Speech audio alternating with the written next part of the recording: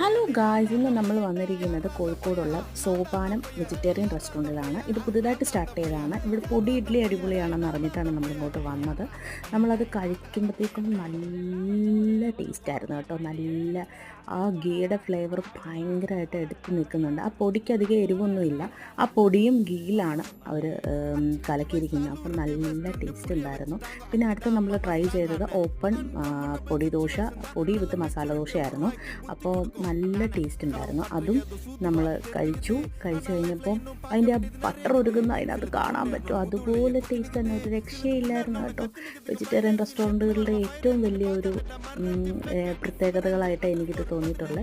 പിന്നെ ഇന്നലെ രാത്രി കുറച്ച് ഷേക്കിൻ്റെ വീഡിയോ കൂടെ ആഡ് ചെയ്യുന്നുണ്ട്. ഇനിയും ഞങ്ങൾ പോവുകയാണ്, കോഴിക്കോട് വിടുകയാണ്.